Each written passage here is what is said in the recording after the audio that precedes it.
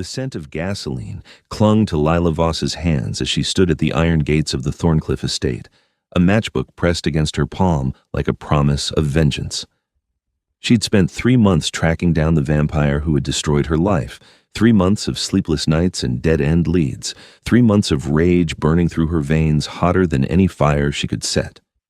The estate loomed before her in the darkness, all Gothic spires and shadowed towers rising against the midnight sky like something pulled from a nightmare.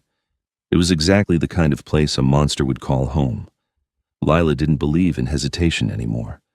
That part of her had died the night she'd found her younger brother Marcus bleeding out in an alley downtown, his throat torn open, his eyes wide with terror even in death. The police had called it an animal attack. She knew better. She'd seen the bodies before, read the coroner's reports that didn't quite add up, noticed the pattern of deaths that all pointed to one impossible truth. Vampires were real, and they were killing with impunity in the shadows of the city.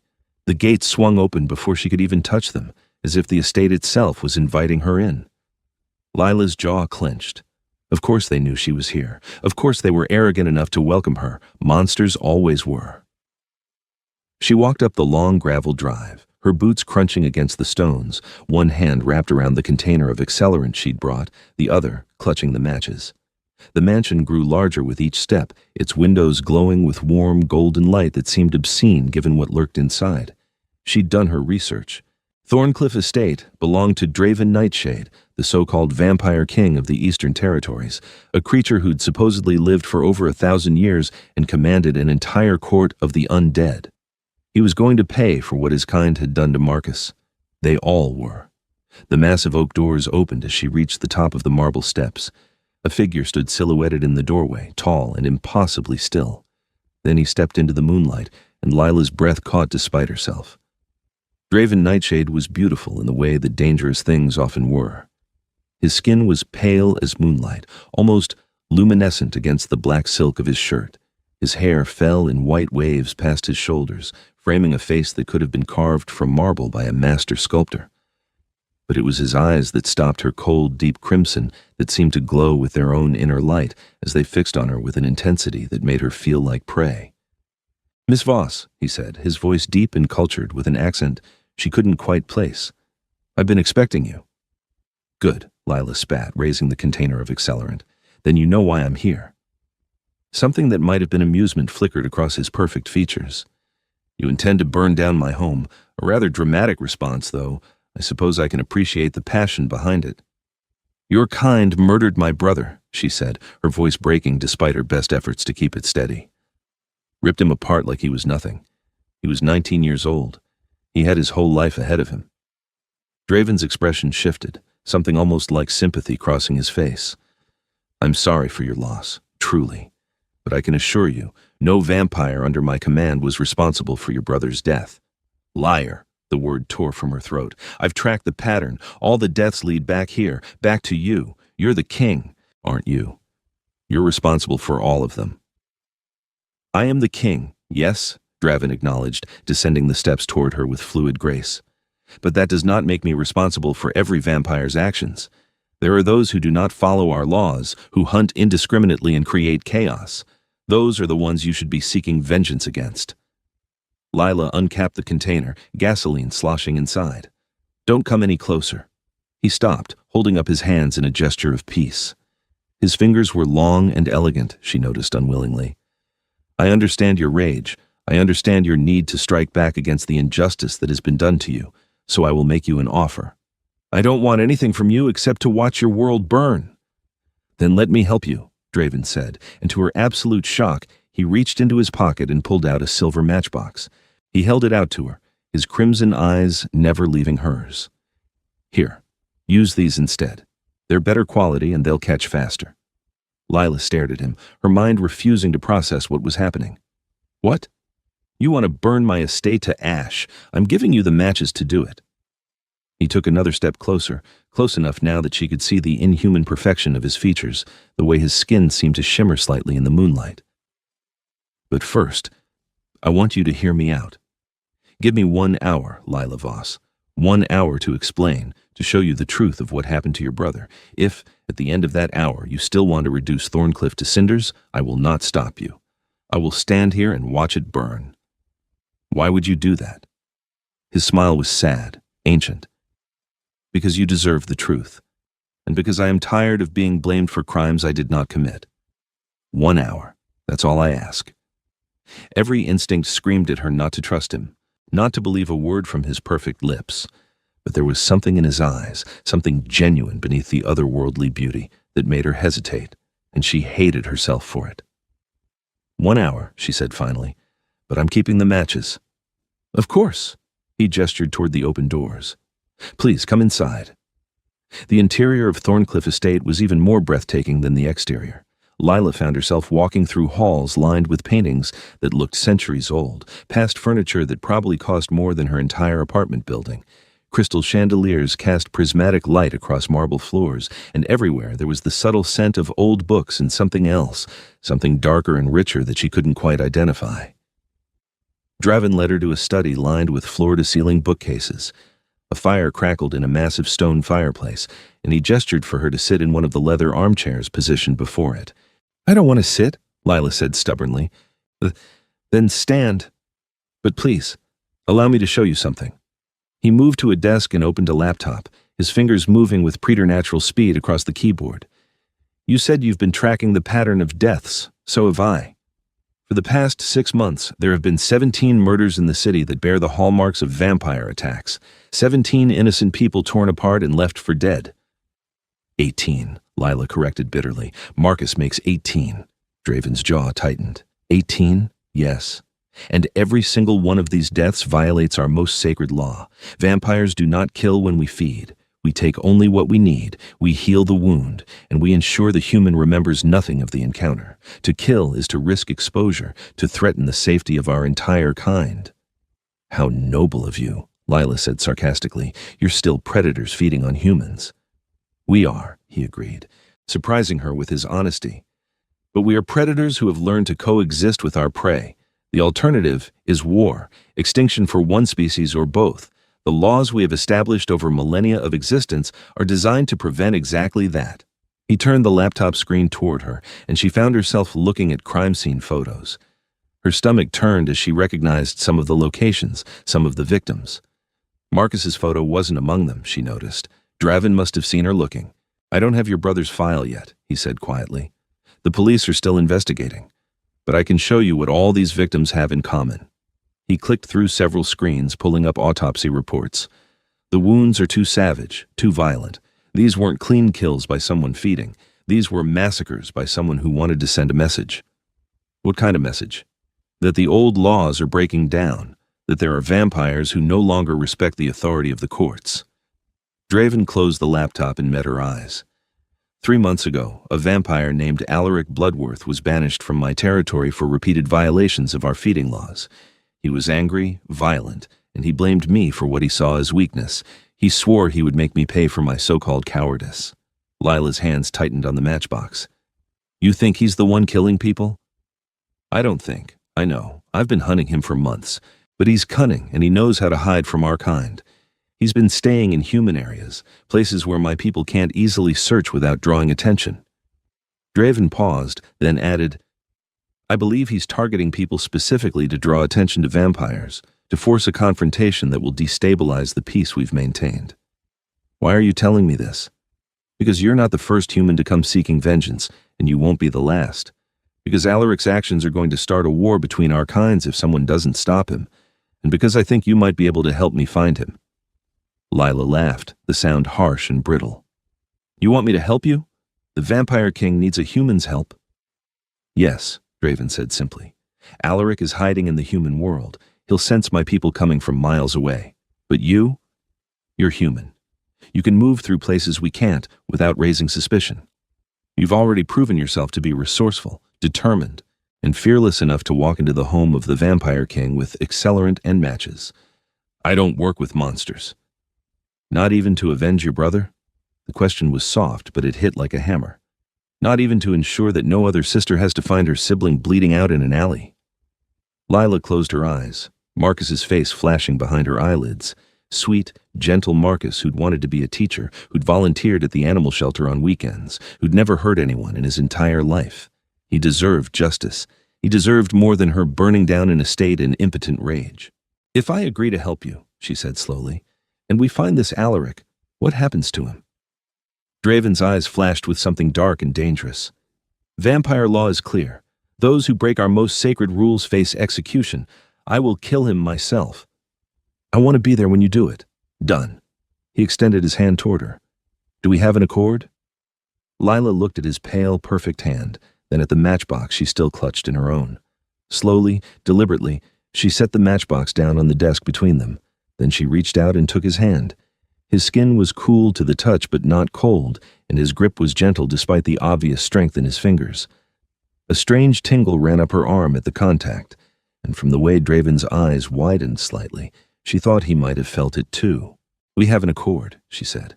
"But the moment I think you're lying to me, the moment I think this is some kind of trick, that matchbox comes back out." "Understood." He released her hand, and she tried not to notice the way her skin felt bereft of his touch. "Now, let me show you what we know about Alaric's movements, and we can begin planning our hunt." The next 3 hours passed in a blur of information. Draven spread out maps and reports across his desk, showing her the pattern of Alaric's kills, the areas he seemed to favor, the timeline of attacks. Lila found herself drawn into the puzzle of it despite her reservations, her analytical mind engaging with the problem. She had been studying criminal justice before Marcus's death had derailed her life, and some of that training came back to her now. "He's escalating," she said, tracing a finger across the map. "The kills are getting closer together, more frequent. That suggests he's either getting bolder or more desperate." "Or both," Draven agreed. He'd taken off his jacket at some point, and Lila tried not to notice the way his shirt clung to his frame, the casual power in his movements. "The question is why? What is he trying to accomplish beyond simple chaos?" "Attention," Lila said suddenly. "You said he wants to force a confrontation, to destabilize the peace. What if he's trying to draw out vampire hunters, real ones, not just angry civilians like me?" Draven went very still. "That's actually brilliant and terrifying. If he exposes our existence to organized hunters, it could spark exactly the kind of war we've spent centuries avoiding." "So we find him before that happens." Lila stood up, stretching her cramped muscles. She glanced at the window and was startled to see the first hints of dawn lightening the sky. "I should go. I need to sleep, and you probably need to avoid the sunlight." "The old legends are somewhat exaggerated," Draven said with a slight smile. "Sunlight won't turn me to ash, but it is. Deeply unpleasant, weakening. Most of us prefer to avoid it when possible. But you could go out in daylight if you had to." "For a time, yes, though I would be significantly less powerful than I am at night." He walked her to the door, and Lila found herself acutely aware of his presence beside her, the way he moved like water, silent and graceful. "When can you return?" "We should begin actively searching for Alaric as soon as possible." "Tonight," Lila said. "I'll come back after sunset." "And Draven?" She paused at the threshold. "Thank you. For hearing me out. For not just, killing you for threatening to burn down my home." His smile was genuine this time, and it transformed his face, made him look younger somehow despite his ancient eyes. "You're welcome. Though I must admit, part of me is curious if you actually would have gone through with it." "I would have," Lila said honestly. "Before tonight, I absolutely would have." "And now?" She looked back at the estate, at this strange, beautiful vampire who'd somehow talked her down from arson and recruited her into a hunt for a killer. "Now I'm reserving judgment. I'll take that as progress." Lila left Thorncliffe Estate as the sun broke over the horizon, her mind spinning with everything she'd learned. She'd gone there seeking simple vengeance, a clean end to her grief. Instead, she'd found something far more complicated. A vampire king with sad eyes and genuine remorse, a mystery that needed solving, and a purpose that felt bigger than her own pain. She didn't trust Draven, not completely, but she believed him about Alaric, about the killings. And if there was even a chance of stopping the monster who'd murdered Marcus, she had to take it. The day passed in restless sleep punctuated by nightmares. Lila woke multiple times, her heart racing, Marcus's face floating before her eyes. But mixed in with the familiar images of her brother were new ones. Crimson eyes and white hair, a voice like dark honey, a hand extended in alliance. She arrived back at Thorncliffe just after sunset, this time without accelerant or matches. Draven was waiting for her in the courtyard, and she was struck again by how inhumanly beautiful he was, how he seemed to draw the shadows around him like a cloak. "You came," he said, and she heard something like relief in his voice. "I said I would." Humans don't always keep their word, particularly not to vampires. He gestured toward a sleek black car waiting nearby. "I thought we could start with the location of the most recent kill. See if Alaric left any traces, any clues to where he might be hiding." They drove through the city in comfortable silence, Lila watching the familiar streets slide past the tinted windows. She'd lived here all her life, but seeing it with Draven beside her made it feel different somehow, like she was viewing her own world through new eyes. "Tell me about your brother," Draven said suddenly. "What was he like?" Lila's throat tightened. "Why do you want to know?" "Because his death is what brought you to me. Because his memory is what's driving this hunt. I think I should know who we're seeking justice for." She was quiet for a long moment, then began to speak. Marcus was kind. That was the first word anyone would use to describe him. He couldn't walk past a homeless person without stopping to talk to them, buy them food. He rescued this three-legged cat from the shelter last year, named her Lucky. "I have her now." Her voice wavered. He wanted to teach elementary school, work with kids who needed extra support. He would have been amazing at it. Draven's hands tightened on the steering wheel. He sounds like someone the world needed. He was, and some monster took him away for what? A meal? Entertainment? "No," Draven said firmly. "Alaric killed him to send a message, to create chaos. Your brother's death was senseless and cruel, but it wasn't random. That doesn't make it better, I know, but it means it can be avenged." They pulled up to an alley in the warehouse district, yellow police tape still cordoning off the area. Lila's stomach turned as she recognized it from the crime scene photos Draven had shown her. "The victim was a young woman," Draven said as they ducked under the tape. 23 years old, nurse at the downtown hospital. She was walking home from a late shift. Lila felt tears prick her eyes. Another innocent life, another family destroyed. "How do you know all this?" "I have contacts within the police department, humans who know about our existence and work to keep it secret. In exchange, we provide information when we can, help solve cases that have supernatural elements." He knelt down, his fingers tracing the dark stains on the concrete. "The blood is still fresh enough for me to sense." She was terrified. The attack was brutal, prolonged. "Can you track him? Use the blood to find him?" If only it were that simple. Alaric is old enough, skilled enough to mask his presence, but there might be other traces. Draven stood, his eyes scanning the alley with inhuman focus. Then he froze. There. He moved to the far wall where a symbol had been scratched into the brick, crude but deliberate. It looked like a twisted crown with a dagger through it. "That's his signature," Draven said, his voice tight with anger. "He's leaving them at every kill site. A crown for me, pierced through. He's making this personal. So he wants you to find him." "It would appear so. The question is whether he's setting a trap or genuinely challenging me to a confrontation." Draven photographed the symbol with his phone. "Either way, we're one step closer." They spent the next week following a trail of blood and cryptic symbols across the city. Lila found herself spending more and more time at Thorncliffe Estate, poring over maps and reports with Draven, learning about vampire society and the intricate politics that governed it. She met some of his court, vampires with names like Seraphine and Lucian and Valeria, all of them beautiful and dangerous and surprisingly civil. And despite herself, despite every reason she had to hate him and his kind, Lila found herself drawn to Draven. It wasn't just his physical beauty, though that was undeniable. It was the way he listened when she spoke, really listened, like her words mattered. It was the passion in his voice when he talked about protecting both humans and vampires, about maintaining a peace he'd spent centuries building. It was the sadness in his eyes when they found another victim, the genuine grief he carried for lives lost on his watch. "You care about them," she said one night as they sat in his study, rain pattering against the windows. "The humans Alaric kills. You actually care." Draven looked up from the report he'd been reading. "Of course I do. Do you think immortality makes us incapable of empathy?" "I don't know what I think anymore," Lila admitted. "A month ago, I thought all vampires were monsters. Now I'm having midnight strategy sessions with the Vampire King, and his court seems more organized than most human governments." "We've had a lot of practice," Draven said with a slight smile.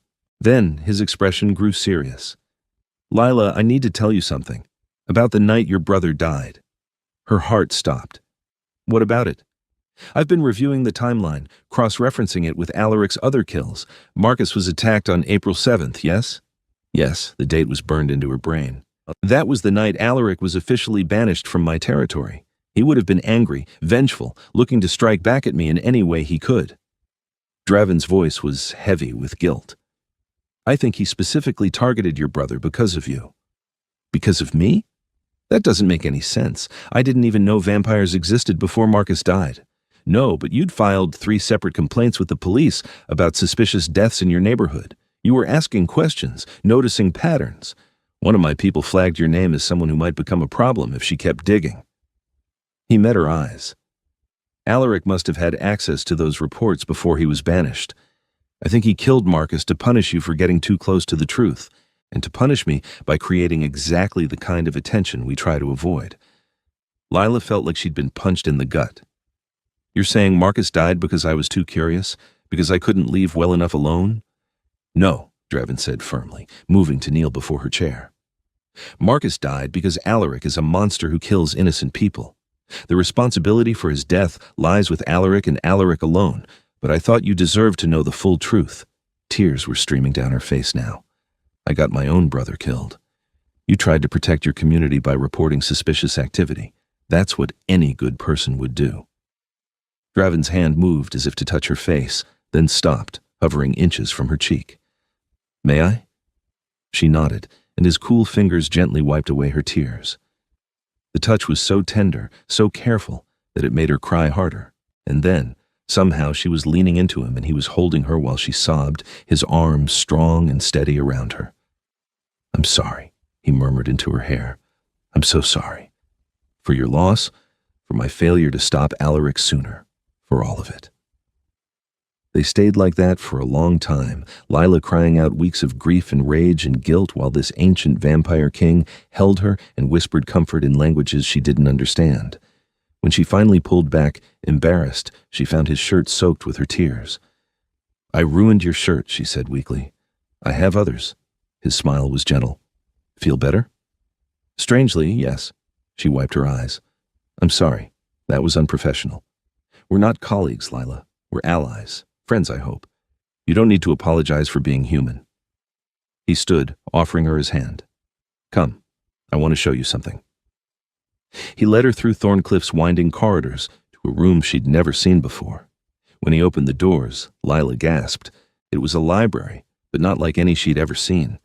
Books lined every wall from floor to ceiling, ancient tomes and modern volumes mixed together, and in the center of the room was a glass case containing what looked like an illuminated manuscript.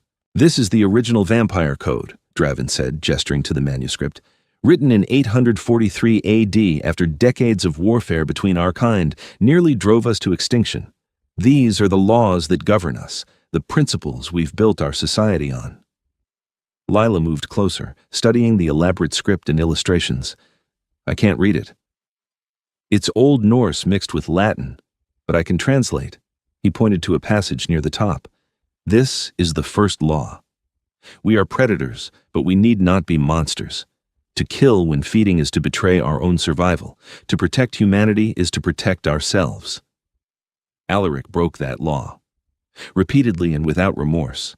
But more than that, he's breaking everything this code stands for. The peace, the structure, the hope that our two species can coexist. Draven's voice was passionate now. For 1,000 years, I've worked to build this, to create a world where vampires don't have to be the monsters from human nightmares, where we can live alongside you without constant war. Alaric threatens all of that. Lila looked at him, really looked at him, and saw the weight he carried, centuries of responsibility and hope and determination. That's why you gave me the matches, isn't it? You would rather see your estate burn than have me think all vampires are monsters. You were trying to prove something. I was trying to show you that we can be reasoned with, that we're capable of more than violence. He smiled ruefully.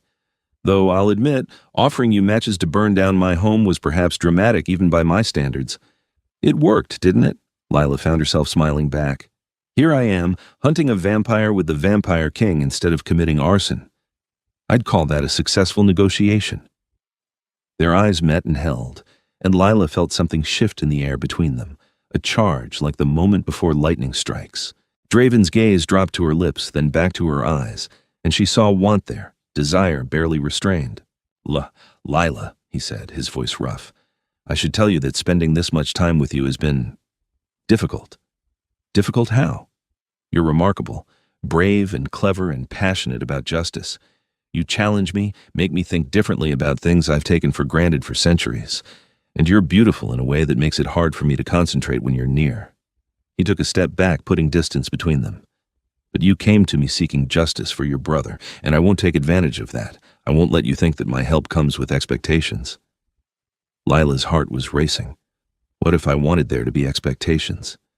Then I would ask you to be certain, to be sure you're not confusing gratitude or grief or the intensity of our hunt with actual feelings, because my feelings for you are becoming very real, and if we cross this line, there's no going back. I'm not confused, Lila said, and she wasn't. Somewhere between the crime scenes and the late-night strategy sessions, between watching him grieve for strangers and listening to him talk about his dreams for peace, she'd started falling for him. It was insane and probably a terrible idea, but it was true. I'm scared and I'm still grieving and I don't fully understand what's happening between us, but I know what I feel. Draven closed his eyes. You're making this very difficult for me. Good. Lila crossed the distance between them, her heart hammering. You gave me matches to burn down your house. I think I can handle difficult. She reached up and pulled his face down to hers, and when their lips met, it felt like coming home and jumping off a cliff at the same time. Draven made a sound low in his throat and pulled her closer, his kiss both gentle and desperate. His lips were cool but grew warmer as they moved against hers, and when his tongue swept into her mouth, she tasted something dark and sweet like wine. When they finally broke apart, both breathing hard, Draven rested his forehead against hers. We should stop. We should, Lila agreed, then kissed him again. This time he didn't hold back, and neither did she. His hands tangled in her hair, while hers explored the planes of his chest through his shirt, feeling the unexpected hardness of muscle beneath. He was careful with his strength, she noticed, always aware of how much more powerful he was, making sure not to hurt her even in passion. Bedroom, she gasped against his mouth. Are you sure? Even now he was giving her an out. Draven, I'm about to start undressing you in your library. Bedroom, now. He laughed, the sound surprised and delighted, and then he was lifting her into his arms with effortless strength. Lila wrapped her legs around his waist as he carried her through the halls of Thorncliffe, kissing her the entire way, only breaking apart when he had to navigate doorways. His bedroom was as luxurious as the rest of the estate, all dark wood and rich fabrics, but Lila barely noticed. All her attention was on Draven as he laid her gently on the massive bed and followed her down, his body covering hers. Tell me if anything is too much, he said, his hands already working at the buttons of her shirt. If you want to stop at any point. I'll tell you, she promised, then gasped as his mouth found the hollow of her throat, kissing and sucking at the sensitive skin there. Though right now, stopping is the last thing on my mind. They made love slowly, carefully, Draven's centuries of experience evident in every touch, every kiss. He learned her body like he was memorizing a text, paying attention to every gasp and moan, every place that made her arch into his touch. And when they finally joined, when he slid inside her with aching gentleness, Lila felt something click into place, like a puzzle piece she hadn't known was missing. Afterwards, they lay tangled together, Lila's head on Draven's chest, listening to the steady beat of his heart. It was slower than a human's, she noticed, but strong and reassuring. I didn't know vampires' hearts beat, she said sleepily. We're not actually undead, Draven replied, his fingers tracing lazy patterns on her bare shoulder. Just very hard to kill and allergic to sunlight. Our hearts beat, we breathe, we even sleep occasionally, though we don't need as much as humans do. What else don't I know about vampires? We can't turn into bats, sadly. That would be useful. We can't enter a home without being invited, which is annoying, and we can't see our reflections in silver mirrors, though modern mirrors work fine. He paused. And when we find someone we truly care about, someone we want to bond with, we become fiercely protective of them. Possessive, even. Lila propped herself up on one elbow to look at him. Is that your way of telling me you're going to get possessive of me? That's my way of warning you that I already am. His crimson eyes were serious. What we just did, what I'm feeling for you, it's not casual for me. Vampires don't love lightly. When we give our hearts, we give them completely. That's terrifying, Lila said honestly. I know. That's why I'm telling you now before this goes any further. You need to know what you're getting into with me. Lila thought about this impossible situation she'd found herself in. A month ago, she'd been planning to burn down his house. Now, she was in his bed, falling in love with him, hunting a killer by his side. It was insane. It was terrifying. And it felt more right than anything in her life had felt since Marcus died. I think I'm already in pretty deep, she said finally, so you might as well warn me about the rest. Draven smiled, and it transformed his face with such warmth that her breath caught. The rest can wait. For now, sleep. We have more hunting to do tomorrow night. But sleep didn't come easily. They lay awake talking for hours, Draven sharing stories from his long life, Lila telling him about her childhood, her dreams, her fears. It felt like the beginning of something profound, and that scared her almost as much as it thrilled her. The next week brought them closer to finding Alaric. They tracked him to an abandoned factory on the outskirts of the city, finding more of his twisted crown symbols and evidence that he'd been staying there. But by the time they arrived, he was already gone, leaving only a message scratched into the wall. The king's human pet. How sweet. How fragile. Draven's rage at the message was frightening to witness. His eyes blazed with crimson fire, and the temperature in the room seemed to drop 10 degrees. He knows about you. He's targeting you now. Good, Lila said, though her heart was racing. Maybe we can use that. Set a trap. Absolutely not. I won't risk you. Draven, we need to end this. How many more people have to die while we chase shadows? She grabbed his arm, forcing him to look at her. I can do this. Let me be bait. No. You don't get to make that choice for me. This is my fight too. Marcus was my brother. All those other victims, they deserve justice. If I can help bring Alaric down by taking a risk, that's my decision to make. They argued about it for hours, Draven absolutely refusing to put her in danger, Lila insisting that she wasn't fragile or helpless. It was their first real fight, and it revealed something about both of them.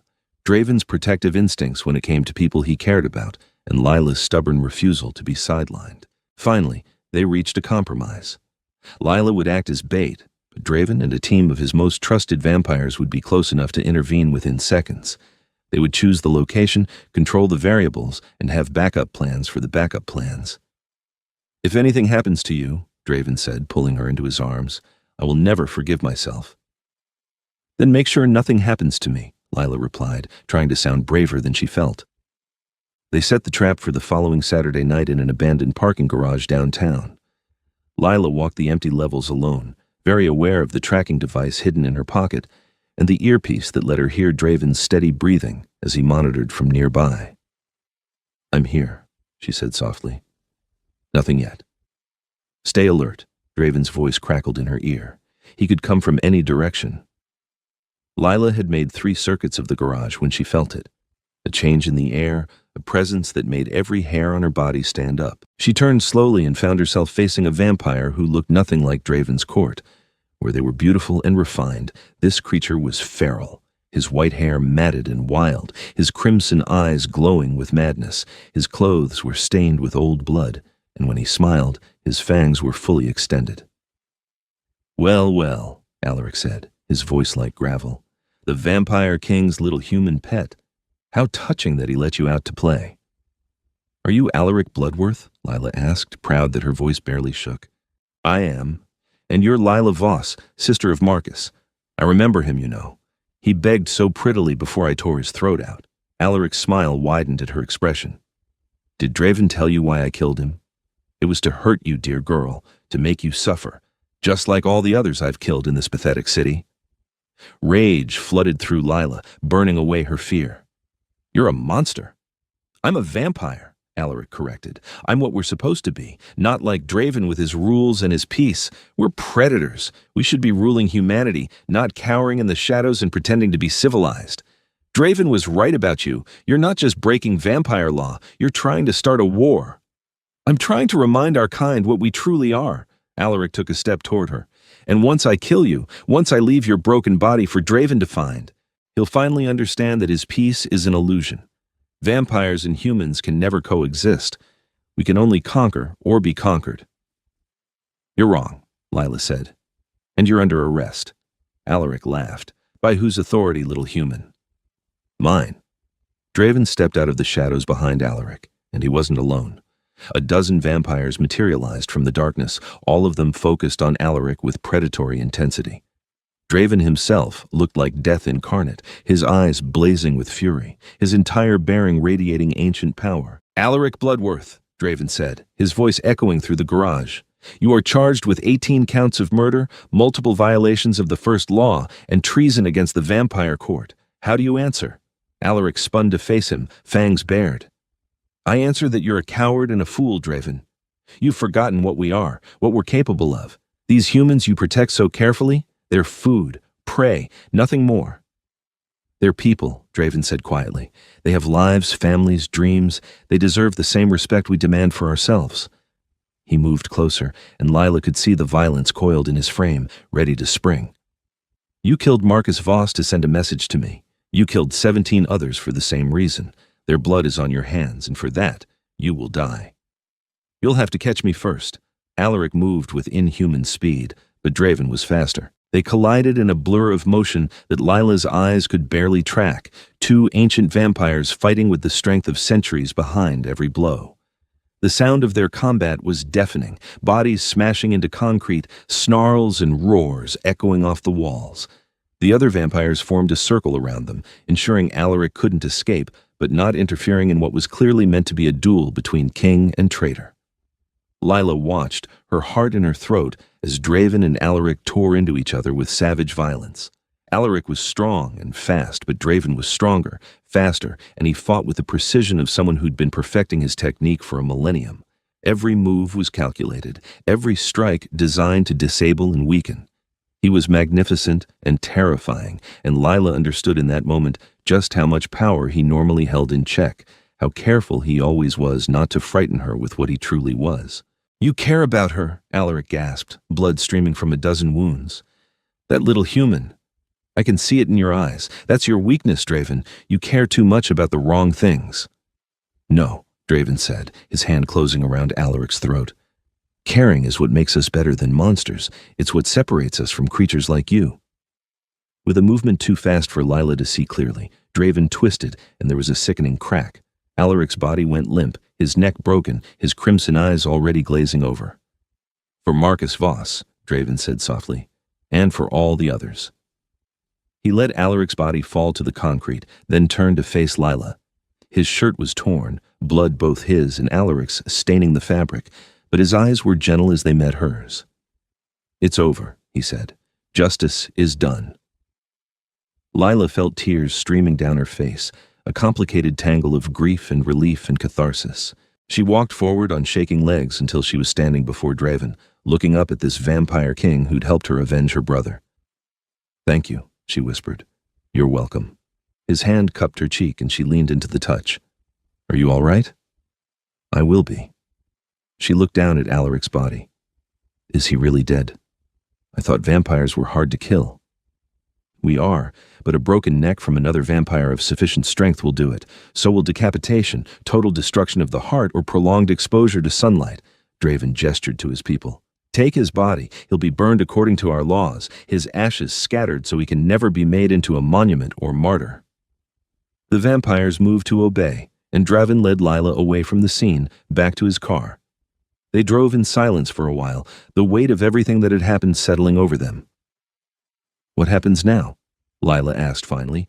Now we work to repair the damage Alaric caused, smooth over any suspicions his killings raised, ensure that vampire-human relations remain stable. Draven glanced at her.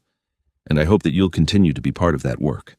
We could use someone like you, Lila, someone who understands both worlds. You want me to work with the vampire court? I want you in my life, in whatever capacity you're comfortable with, as an ally, as an advisor, as my partner. He pulled the car over to the side of the road and turned to face her fully.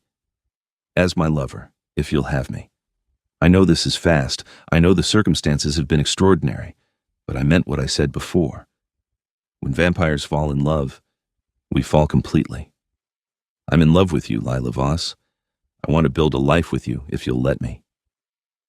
Lila's heart felt too large for her chest. A month ago, she'd been consumed by grief and rage, ready to burn down the world to avenge Marcus. Now she was sitting in a car with a vampire king who'd just killed for her, who was looking at her with such naked hope and love that it made her want to cry. "I love you too," she said, the words feeling both terrifying and right. "I don't know how this is going to work, or what it means for my future, but I know I don't want to lose you." Draven's smile was radiant. "You won't. I swear it. For as long as you want me, I'm yours."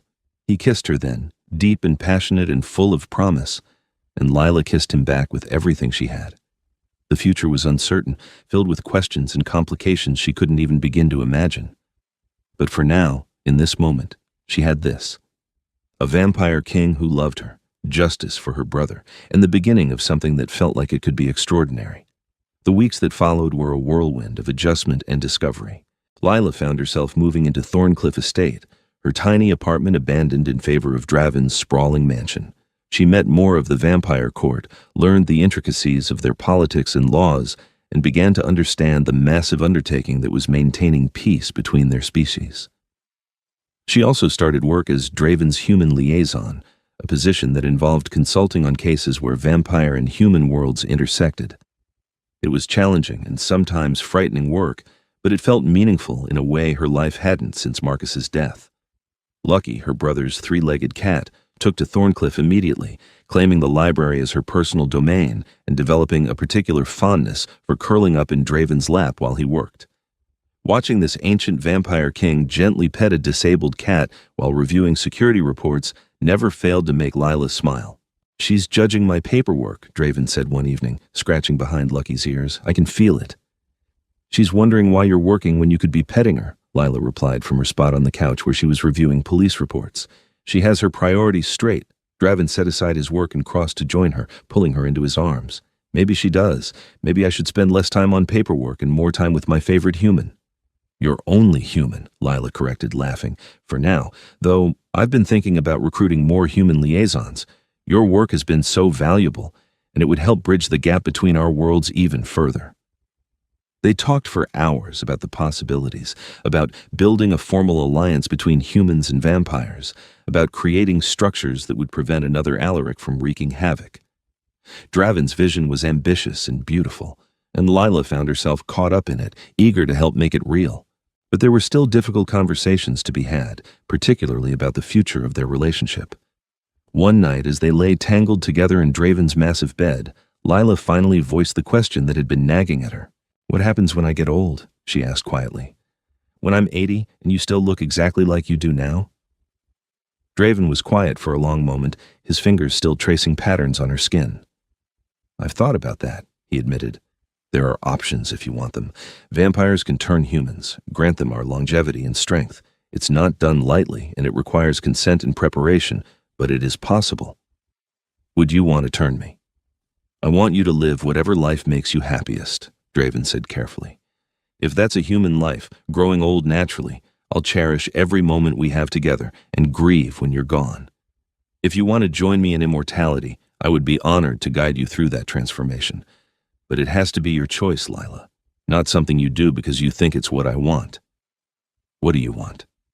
He pulled her closer, his lips brushing her forehead. "Selfishly, I want forever with you. I want to spend centuries learning everything there is to know about you, building a life together, watching the world change around us. But I also know that immortality isn't for everyone, that there are costs and complications most humans don't understand until it's too late." "Tell me about them," Lila said. "The costs. I want to know what I'd be choosing."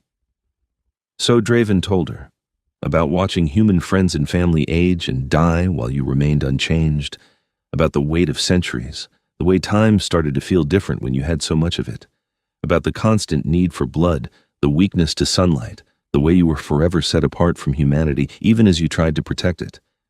But he also told her about the beauty of it, the way music sounded richer to vampire senses, the way colors seemed more vivid, the strength and power that came with the transformation, the ability to protect the people and causes you cared about, the community of other vampires, the culture and history they'd built over millennia. "I don't need an answer now," Draven said when he'd finished. "Take all the time you need to think about it, years if necessary. Whatever you decide, I'll support you." Lila kissed him, pouring all her love and gratitude into the gesture. Thank you for being honest with me, for giving me the choice. Always, he promised. 3 months after Alaric's death, Lila stood beside Draven at a formal gathering of the vampire court. She'd been nervous about the event, knowing that many of the older vampires were skeptical about their relationship, about Draven's human liaison program, about the changes he was implementing. But as she looked around the grand ballroom at Thorncliffe, filled with vampires from across the eastern territories, she felt a sense of purpose and belonging. These creatures had accepted her, welcomed her into their world, and she'd worked hard to prove herself worthy of that acceptance, mediating disputes and helping to establish new protocols for vampire-human interaction. Nervous? Draven murmured beside her, resplendent in formal attire that made him look like he'd stepped out of a historical painting. Terrified, Lila admitted. She was wearing a deep red gown that Draven had selected for her, and she knew she looked good, but she still felt out of place among so much immortal beauty. You have nothing to fear. You've proven yourself 10 times over these past months. They respect you, Lila, as do I.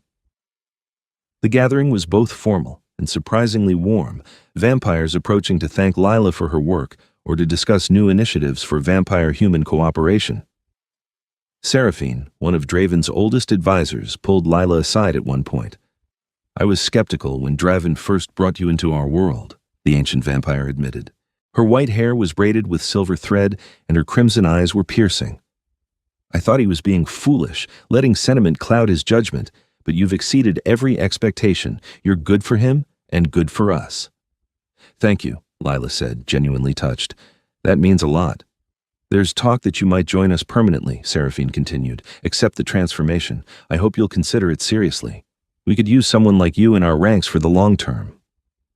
After the gathering, Draven and Lila walked through Thorncliffe's gardens under the stars.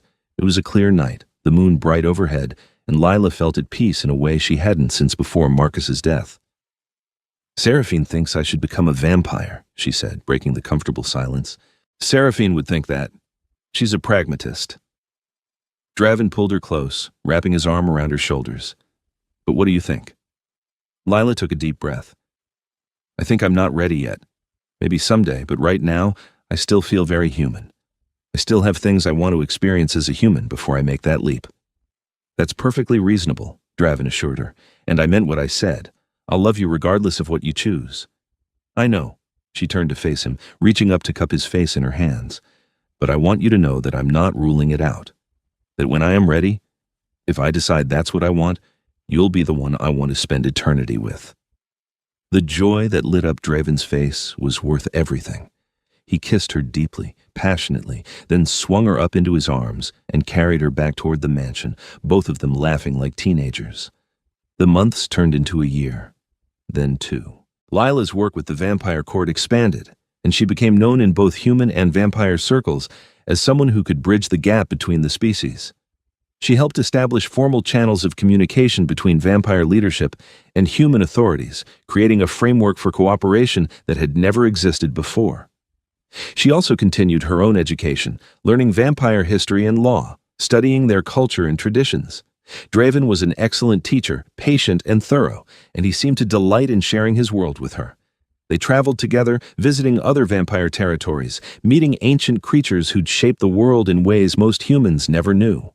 Lila stood beside Draven as he negotiated treaties and settled disputes, and she marveled at his diplomatic skill, his ability to find common ground between vastly different factions. And through it all, their love deepened and strengthened. They learned each other's quirks and habits, had arguments and made up, built a life together that felt solid and real despite its supernatural elements. On the 2nd anniversary of the night she'd first come to Thorncliffe Estate with accelerant and matches, Draven surprised her with a gift. They were in his study, the room where they'd first made their alliance, and he handed her a small wooden box. Inside was a silver matchbox, beautifully engraved with her initials on one side and Draven's on the other. I had it made to commemorate the night we met, Draven explained, his smile slightly sheepish. The night you threatened to burn down my home and I gave you matches. It was the beginning of everything for us. Lila laughed, tears pricking her eyes. This is ridiculous and perfect, and I love it. There's something else, Draven said, suddenly serious. He took her hands in his crimson eyes intense. Lila Voss, These past 2 years have been the best of my very long life. You've challenged me, changed me, made me better than I was. You've brought light and warmth into my existence, and I can't imagine my future without you in it." He knelt before her, and Lila's breath caught as he pulled out a ring, a stunning piece with a blood-red ruby surrounded by diamonds. "I know we've talked about the future, about transformation and immortality, and all the complications that come with loving a vampire. But regardless of what form our future takes, I want to spend it with you. Will you marry me, Lila? Will you be my wife, my partner, my queen?" Lila was crying openly now, happy tears streaming down her face. "Yes," she said, her voice breaking. "Yes, of course, yes." Draven slipped the ring onto her finger and stood, pulling her into a kiss that felt like a promise, like a vow, like the beginning of forever. Lucky meowed from her spot on the couch, as if offering her feline approval, and they both laughed. The wedding was held 6 months later in Thorncliff's Gardens, a blend of human and vampire traditions that perfectly symbolized their union. Lila's human friends and family attended, finally learning the truth about the supernatural world, and they mingled with Draven's vampire court in a celebration that would have seemed impossible just a few years earlier. Lila wore white, traditional and beautiful, while Draven was in black, elegant and imposing. When they exchanged vows, both human and vampire, there wasn't a dry eye in the crowd. "I was lost in grief and rage when I found you," Lila said, her voice steady despite her tears. "I came to burn down your world, but instead you helped me rebuild mine. You gave me purpose, hope, and a love I never thought I'd find. I promise to stand beside you, to bridge our two worlds, and to love you for as long as I live." "You walked into my life with fire in your eyes and vengeance in your heart," Draven replied, his voice rich with emotion. "You reminded me why I fight for peace, why I believe in the possibility of something better. You are my light in the darkness, my anchor in the storm. I promise to protect you, cherish you, and love you for all eternity, whether that's your human lifetime or something longer." They kissed as husband and wife to thunderous applause, and Lila felt complete in a way she hadn't since losing Marcus. Her brother would have liked Draven, she thought, would have approved of the work they were doing together, the bridges they were building. The reception was a joyous affair, humans and vampires dancing together under the stars, sharing food and drink and stories. Lila's best friend Rachel pulled her aside at one point, looking slightly overwhelmed. "So your husband is the king of the vampires," Rachel said, shaking her head in disbelief. "When you said you had big news, I was expecting, like, a promotion, not a supernatural wedding." Lila laughed. "I know it's a lot to take in." "Are you happy?" Rachel asked seriously. "Truly happy."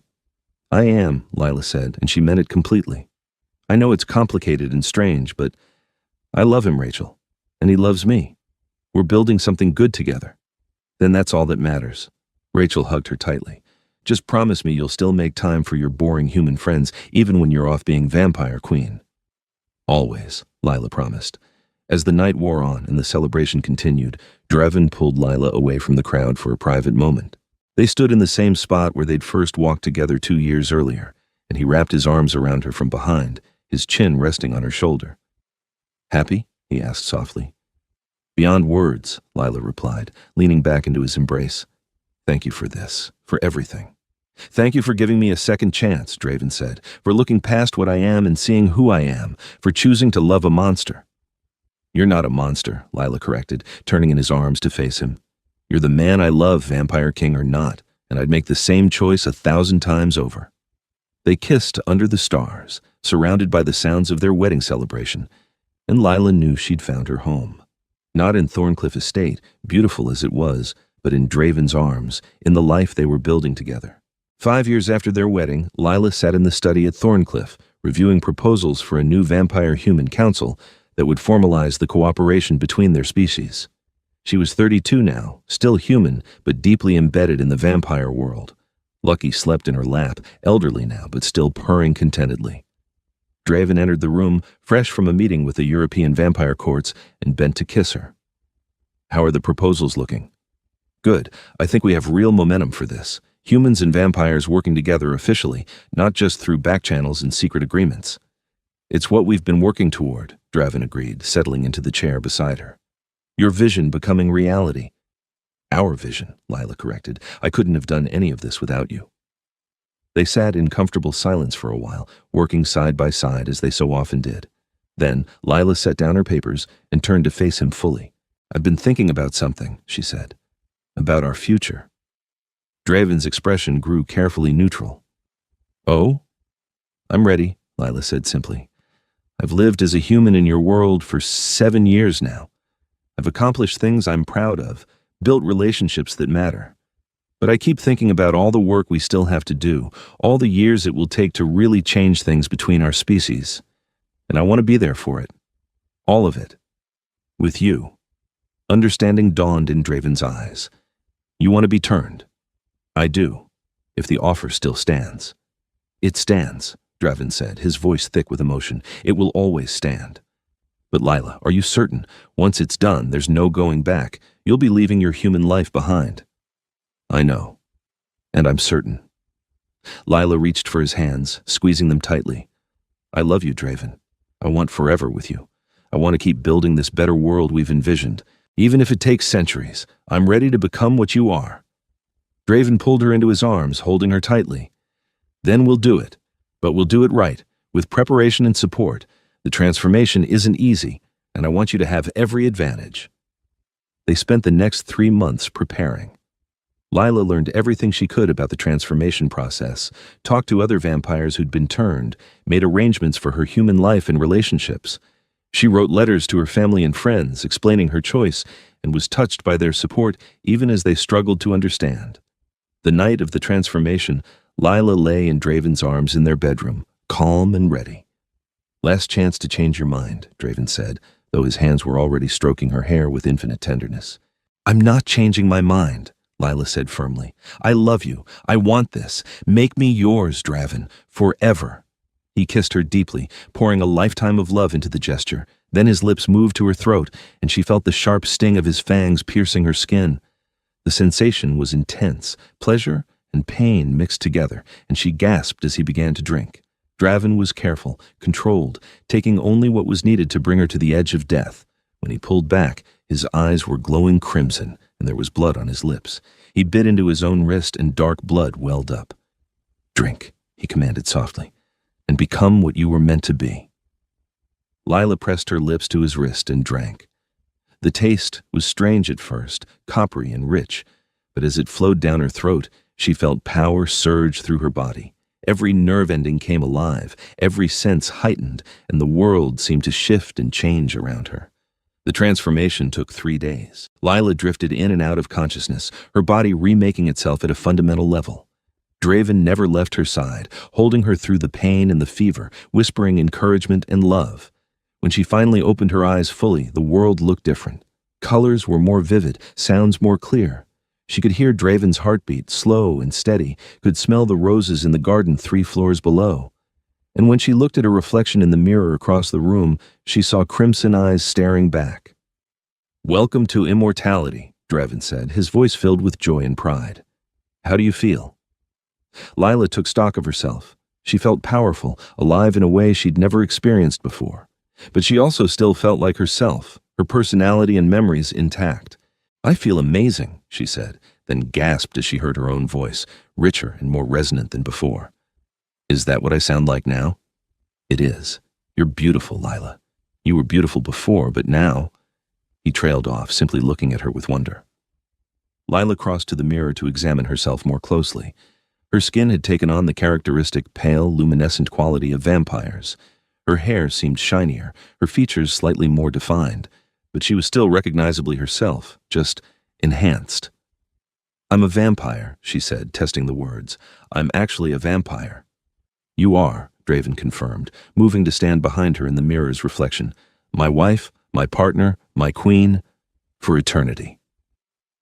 They spent weeks helping Lila adjust to her new existence. She learned to control her strength, which was considerable. She practiced moving with vampire speed and grace. She had her first feeding, which was nerve-wracking but ultimately manageable with Draven's guidance. And she discovered the incredible sensory experience of being a vampire, the way everything was heightened and intensified. Music sounded richer, food tasted better even though she no longer needed it, and touch was almost overwhelming in its intensity. Making love as a vampire was a revelation.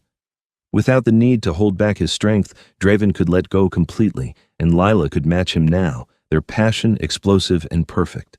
They spent days exploring this new dimension of their relationship, learning each other all over again. But the best part was the knowledge that they had time, centuries, millennia potentially, to build their life together, to continue their work bridging the gap between humans and vampires, to love and grow and change together. 10 years after her transformation, Lila stood before the newly formed Vampire-Human Council, addressing representatives from both species. She was 42 by her human age, but she looked exactly as she had at 32, and she would continue to look that way for centuries to come. "We stand at a crossroads," she told the assembled crowd. "For too long, our species have existed in the shadows of each other, connected by necessity but separated by fear and misunderstanding. But we have proven that a different path is possible, that cooperation benefits everyone, that the old ways of secrecy and separation can evolve into something better." She gestured to the other council members, both human and vampire. "This council represents a new era, one where we work together openly, where we share knowledge and resources, where we build a future that serves both our peoples. It won't be easy. There will be challenges and setbacks, but I believe it's worth fighting for." Draven stood at the back of the room, watching his wife address the council with pride radiating from every pore. She'd come so far from the grief-stricken woman who'd arrived at his gates with accelerant and matches. She'd become a leader, a bridge builder, a force for change in both their worlds. After the council meeting, they walked through the city together, hand in hand. It was late evening, the time when both vampires and humans were active, and Lila loved seeing the two communities mingling more openly now. There was still caution, still suspicion in some quarters, but it was better than it had been. "Do you ever regret it?" Draven asked suddenly. "Giving up your human life?" "Never," Lila said without hesitation. "I've gained so much more than I've lost. A partner who loves me completely, work that matters, a community that accepts me, and time, Draven. Time to make a real difference, to see our vision become reality." "You've already made such a difference," Draven said softly. "The council, the new laws, the cultural exchange programs, none of it would exist without you." "Without us," Lila corrected. "We're a team, remember?" They stopped in front of a memorial that had been erected in the city square, honoring the victims of Alaric's killing spree. Marcus's name was there among the others, carved in stone. Lila visited it regularly, keeping her brother's memory alive. "I think he'd be proud of you," Draven said, following her gaze, "of what you've built from your grief." "I hope so." Lila traced her fingers over Marcus's name. "I think he'd like what we're doing. He always believed in building bridges, in finding the good in people. Even when I wanted to burn it all down, he would have looked for another way." "You found another way," Draven reminded her. "You chose cooperation over destruction. That took more courage than arson ever would have." Lila smiled up at her husband, her partner, her eternal love. "You gave me the matches. You gave me the choice. Thank you for that." "Thank you for choosing not to use them," Draven replied, pulling her into his arms. "Thank you for choosing me instead." They kissed there in the city square, a vampire king and his vampire queen, living proof that love could bridge any divide. And as they walked home together through streets where humans and vampires coexisted in careful peace, Lila thought about the journey that had brought them here. She'd come to Thorncliffe Estate 7 years ago with murder in her heart and fire in her hands, ready to destroy everything Draven had built. Instead, she'd found love, purpose, and a family in the most unexpected place. She'd transformed from a grieving human seeking vengeance into a vampire queen working for peace. And she'd do it all again in a heartbeat. Because sometimes the best revenge wasn't destruction. Sometimes it was building something so beautiful, so meaningful, that it honored those you'd lost while changing the world for those who remained. And sometimes, when you threatened to burn someone's estate to ash, they handed you the matches and showed you a better way. A way that led to love, partnership, and a future brighter than any fire could ever be. As they reached Thorncliffe Estate, the mansion glowing with warm light against the night sky, Lila looked up at Draven and smiled. "I love you," she said simply. "I love you too," Draven replied, "for all eternity." Lucky was waiting for them inside, somehow still alive at the age of 17, a testament to the excellent care she received. She wound around their legs, purring loudly, and Draven scooped her up with a gentleness that still made Lila's heart melt. They settled into the study, their favorite room, surrounded by books and memories. Lila pulled out the engraved matchbox Draven had given her years ago, running her fingers over the smooth silver.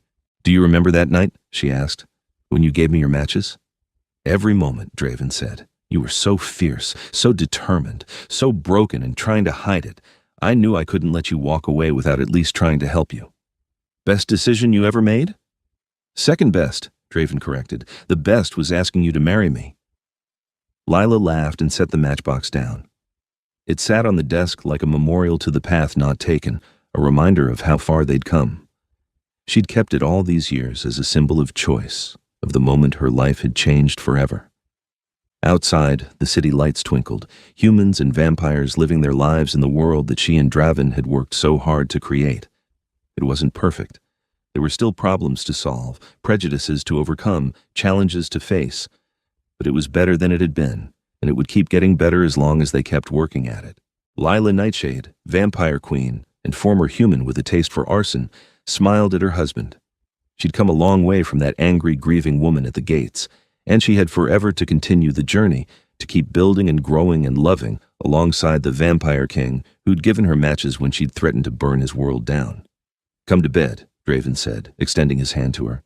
"Tomorrow we have another council meeting, more bridges to build. But tonight, I just want to hold my wife and count my blessings." "That sounds perfect," Lila agreed, taking his hand and letting him pull her close. They left the study together, Lucky padding along behind them, and Lila thought about how strange and wonderful life could be. How you could go from planning destruction to building creation, from hatred to love, from human to vampire, from alone to partnered for eternity. All because a vampire king had looked at a grief-stricken woman with a container of accelerant and seen not a threat, but a potential ally. Because he'd handed her matches instead of fighting her, and in doing so, had shown her there was another way. The estate that she'd once sworn to burn stood strong and beautiful around them, a sanctuary and a symbol. And Lila was grateful every single day that she'd chosen to build rather than destroy, to love rather than hate, to accept the matches and use them to light a different kind of fire. The kind that warmed rather than burned, the kind that lasted forever.